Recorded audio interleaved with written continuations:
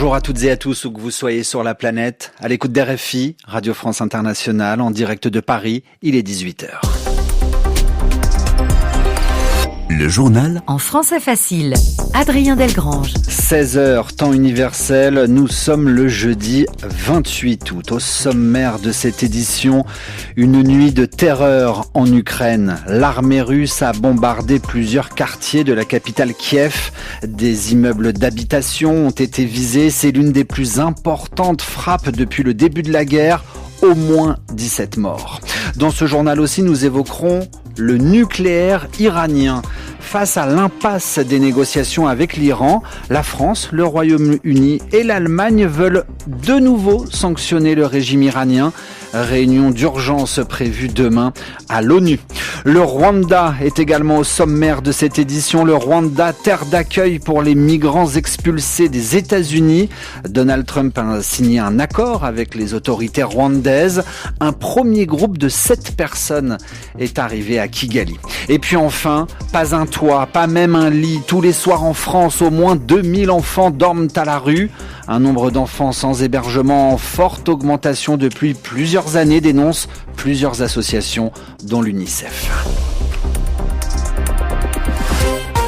La Russie a de nouveau montré son vrai visage pour le chancelier allemand. Pour la Maison-Blanche, les terribles frappes russes d'hier menacent le plan des États-Unis pour la paix en Ukraine. Au moins 17 morts, dont 4 enfants et 38 blessés. La Russie a mené hier une attaque de grande ampleur en Ukraine. Près de 600 drones, plus de 30 missiles se sont abattus en pleine nuit sur la capitale Kiev. Les dégâts matériels sont très importants. Plusieurs immeubles sont à terre. Les traces sont encore visibles. Reportage RFI dans un quartier de Kiev. Emmanuel Chaz. Dans le quartier de Loukianivka, en plein cœur de la capitale ukrainienne, une école, un jardin d'enfants et des bureaux ont été lourdement endommagés par les frappes russes de la nuit dernière. Les habitants n'en peuvent plus d'être une cible fréquente, comme Ira, une institutrice, et Yevgen, un résident, en témoigne. Ça, c'est l'école qui a été touchée. Regardez. C'est votre voiture ? Oui, c'est la mienne. Donc, plus de travail, plus de voiture, plus rien. Qu'est-ce que je peux vous dire ? Le principal, c'est qu'on soit en vie, on se débrouillera pour le reste. Je sais pas quoi vous dire. Vous voyez bien la situation, 16 voitures ont été détruites, il n'y a plus de fenêtres, rien ne reste, tout a brûlé. Que dire ? Alors que sur d'autres sites, les secours s'activent pour tenter de trouver d'éventuels survivants sous les décombres, les habitants de Loukianivka, eux, déblaient une nouvelle fois, tout en sachant que cette frappe ne sera sans doute pas la dernière sur leur quartier. Emmanuel Chaz, Kiev, RFI. À noter que les frappes russes de la nuit dernière sur l'Ukraine ont également endommagé, détruit les locaux de la mission de l'Union européenne, mais aussi ceux du British Council dans la capitale Kiev. Depuis, Bruxelles et Londres ont décidé de convoquer les ambassadeurs russes concernés. Notons qu'aucune victime n'a été signalée sur ces 2 sites. Une réunion d'urgence du Conseil de sécurité de l'ONU est prévue à New York demain 14h, temps universel. Réunion pour discuter de la décision de la France, de l'Allemagne et du Royaume-Uni d'imposer à nouveau des sanctions notamment économiques contre le régime iranien. Paris, Berlin et Londres s'opposent au programme nucléaire de l'Iran. Réponse il y a quelques instants de Téhéran. L'annonce des 3 pays européens compromettra gravement la coopération de l'Iran avec l'AIEA, l'Agence internationale de l'énergie atomique.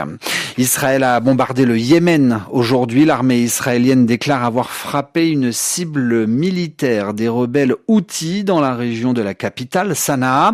Les Houthis au Yémen ont un petit peu plus tôt fait état aussi de cette attaque israélienne sur Sanaa. Pas plus de détails pour l'heure. Et puis au Proche-Orient, à Gaza, après des frappes meurtrières en début de semaine qui ont fait 20 morts, dont 5 journalistes sur l'hôpital Nasser, aujourd'hui, le secrétaire général de l'ONU, Antonio Guterres, réagit. Il dénonce un catalogue sans fin d'horreurs. Nous avons assisté à de nouvelles frappes israéliennes inacceptables, notamment cette semaine à l'hôpital Nasser de Khan Younes. Les attaques se sont succédé, tuant des civils, y compris du personnel médical et des journalistes qui intervenaient dans leur travail essentiel. Tout cela sous les yeux du monde entier. Je sais que beaucoup de journalistes ici présents, tout comme nous, ont perdu des collègues chers. Ces attaques s'inscrivent dans un catalogue sans fin d'horreurs. Les responsables doivent rendre des comptes. Le secrétaire général de l'ONU, Antonio Guterres. Le journal en français facile. 18h05 à Paris, 18h05 à Kigali. Ce matin, les autorités rwandaises ont annoncé l'arrivée de 7 personnes, 7 migrants expulsés des États-Unis. Ils sont arrivés à Kigali à la mi-août, nous l'apprenons que maintenant. Noah Perret, bonjour. Bonjour. C'est le premier groupe de migrants venus des États-Unis que le Rwanda accueille et ce sera sûrement pas le dernier. Oui, cette expulsion intervient dans le cadre d'un accord signé en juin dernier entre les deux pays. Kigali s'est engagé à accueillir 250 immigrés rejetés par Washington. Et il y a quelques jours, ce sont donc 7 personnes qui sont arrivées au Rwanda. Aucune information n'a été communiquée concernant leur nationalité. La porte-parole du gouvernement rwandais, Yolande Makolo, a déclaré à l'AFP que 3 membres de ce groupe souhaitent retourner dans leur pays d'origine et que les 4 autres comptent reconstruire leur vie au Rwanda. En attendant, ce premier groupe de migrants est logé dans une ONG. Ils reçoivent des visites de l'Organisation internationale pour les migrations, mais aussi des services sociaux de Kigali.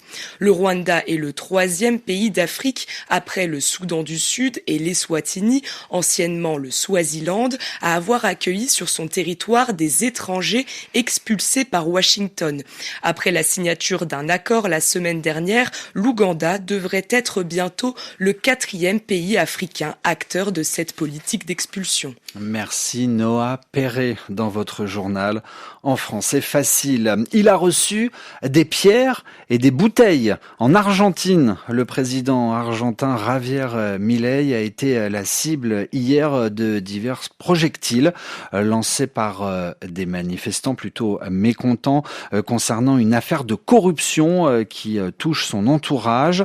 Javier Milei circulait à bord de son véhicule de la présidence dans la périphérie de Buenos Aires, la capitale, pour défendre son parti en vue des élections législatives d'octobre. Il a dû repartir plus vite que prévu. On referme ce journal par l'actualité française et ce chiffre qui fait froid dans le dos. On estime à plus de 2000 le nombre d'enfants qui dorment chaque soir à la rue. C'est ce qui ressort d'une étude publiée par UNICEF France et la Fédération des acteurs de la solidarité. Alors ce nombre d'enfants à la rue est sans doute sous-évalué, car les auteurs du rapport se sont basés uniquement sur les enfants dont les parents avaient appelé le 115. Le 115, c'est le numéro d'urgence pour les personnes sans abri. C'est un sujet d'Aram Beng. Dans la nuit du 18 au 19 août, 2159 enfants de moins de 3 ans ont dormi à la rue malgré un appel au 115 de leurs parents. Un nombre qui augmente depuis plusieurs années, ce qui inquiète les associations. Adeline Hazan est la présidente d'UNICEF France. Il y a toutes sortes d'enfants, mais ce qui nous inquiète encore plus, c'est qu'il y a entre 5 et 600 enfants de moins de 3 ans. Et le nombre d'enfants de moins de 3 ans augmente beaucoup, au même titre qu'augmente beaucoup le nombre de femmes seules avec enfants. Pourtant, des solutions pour remédier à cette situation existent. Ce qui manque, selon Eleanor Schmid de la Fondation pour le logement, c'est une volonté politique. Le chiffre des enfants à la rue, il a augmenté de 30% depuis 2022. Ça montre bien qu'il n'y a rien qui a été fait. C'est évidemment un manque de volonté politique. Nous, on appelle vraiment à ce qu'aujourd'hui des mesures fortes soient prises parce que cette situation, elle a trop duré. Les élèves vont commencer leur rentrée et vont probablement passer toute l'année sans toit au-dessus de leur tête. Les associations réclament la création dans l'immédiat d'au moins 10 000 places supplémentaires en centre d'hébergement, dont 1 millier qui est réservé aux femmes enceintes ou bien qui viennent d'accoucher. Ainsi se referme ce journal réalisé ce soir par Valentin Vanner. Le journal en français facile est à lire et à écouter quand vous le souhaitez sur un site internet françaisfacile.rfi.fr. À demain pour une nouvelle édition.